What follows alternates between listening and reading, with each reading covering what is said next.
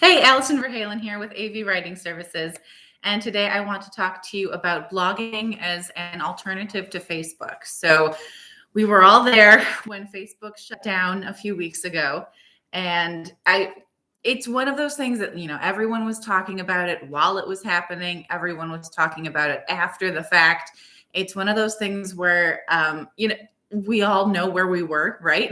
when Facebook shut down and we spent the whole day going, oh gosh, how are we going to get in front of our target audience? So I have been talking for years now, at least since I started this company, about the fact that you have to own your own content. Yes, social media can make up a part of your overall content marketing strategy. I am on social media. I do use it to get in front of people and to expand my brand awareness, but I don't rely on it entirely.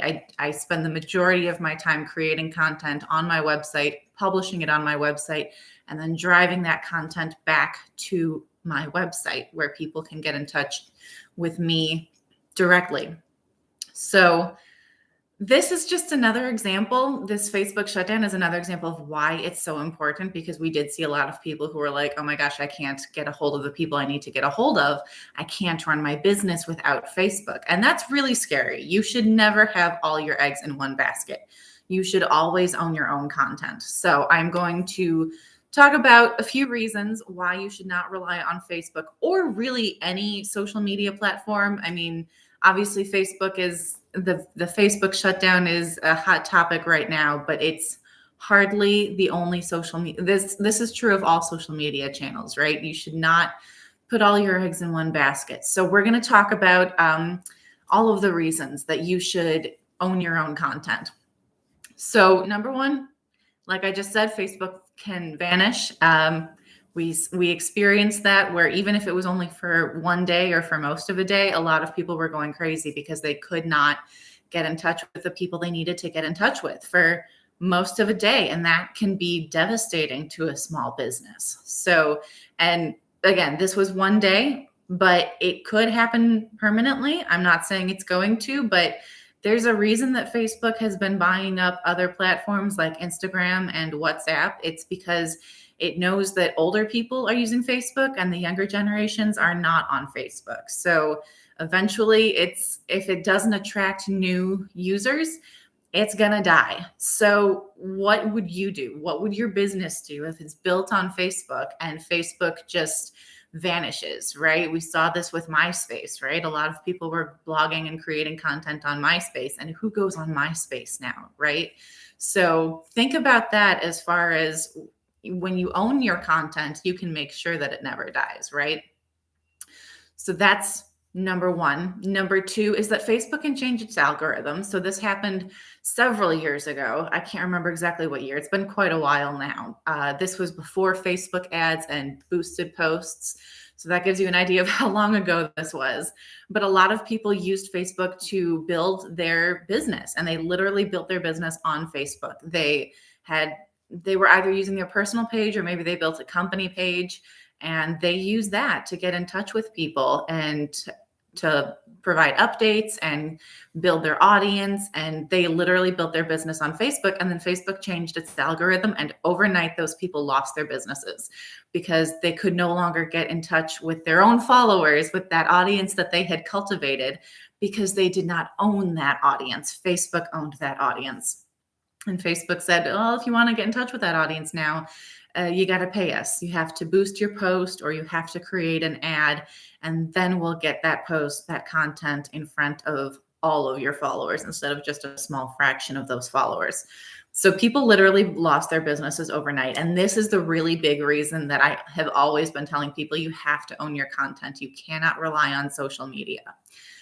Next up, Facebook owns your content, right? So when you publish on Facebook, that content belongs to Facebook, not to you. So it doesn't matter how much time and effort and strategy you put into crafting just the right message and cultivating an audience for that message, you still don't own it. Facebook owns your content, your message, and it owns your audience. So if you don't have a place that you own, as in a WordPress website, to put your content, you are leaving your business in Facebook's hands. And Facebook, we've seen this again and again, that Facebook is just not worthy of that level of trust, right? If you're in business for yourself, you need to own that business. And if you're relying on Facebook to get in front of anyone, you're not owning your own business. Facebook owns your business, and that's really scary. So next up is you can get kicked off of Facebook. So this has not happened to me personally yet, knock on wood. It might happen after this video and after my blog post gets published. Facebook might decide not to let me on again, but that's okay because, again, I own my own website, right? I'm here on YouTube. I have tons of content on my website. I'm on other social media channels, which is another strategy that I actually forgot to mention, is that it's not that you can't be on Facebook. It's just that you should not rely entirely on Facebook, as in you should have your own website. But also you should be on other social media channels, be on LinkedIn, be on Instagram, which of course is owned by Facebook. You can be on Twitter, right? So I never recommend being on all of the social media channels because that is a recipe for burnout and nobody wants that. So keep that in mind, that you should be on, I'd say 2 to 3 channels, and make sure that those channels are owned by different companies. So don't make sure that you are only on Facebook and Instagram, because Facebook, or Meta now, owns both of those channels, right? You want to be on Facebook and LinkedIn if that makes sense for your business, maybe Twitter, maybe TikTok. Only you know what makes sense for your business, but make sure that you are on different platforms owned by different companies, which is, of course, getting increasingly difficult as all these companies are trying to buy up all of the social media platforms, but that's definitely something to consider. So going back to getting kicked off Facebook, that is something that I, again, personally have not had to deal with yet, but I have friends who have had to deal with it. And sometimes they don't even get an explanation as to what they did that pissed off Facebook so much. One person I talked to never got an explanation and was off Facebook for 2 years before a friend managed to help her restart her profile, and then she had to start over from scratch, right? Then she basically had to create a new profile, had to build up her audience from scratch.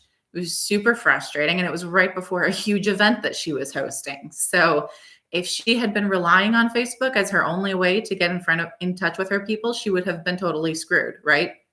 So don't ever rely entirely on one thing, because again, they own that audience and they own that content, and they can yank it away for stupid reasons or for no reason whatsoever. So finally, my last tip as to what you should do to make sure that you own your content is have a WordPress website. It's not enough just to have your own website, because if you are on Wix or Squarespace, they own your content. You do not own it. They own it. Check your terms of service, because again, that's super scary, that again, you're trying to create all this content and build this audience. And if you want to take that content somewhere else, if you want to migrate to a different website, to a different platform, they won't let you take that content with you. All of that content that you work so hard to create and publish and distribute is just, it doesn't belong to you. It belongs to them. So, and again, if you try to republish that content, publish it elsewhere on the internet, keep in mind, you don't own that content. So you could potentially get a cease and desist letter because you are violating their copyright.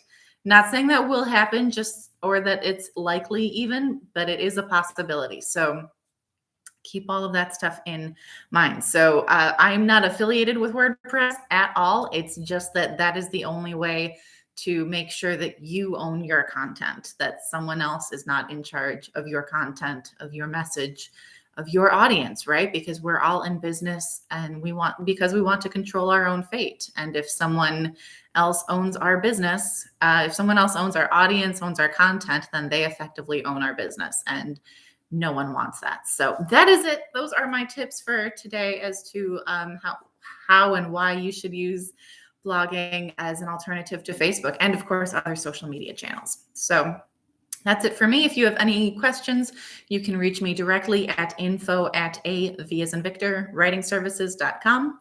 And of course, you can check out other juicy content much like this one at my website, avwritingservices.com. Otherwise, have a great week and happy blogging.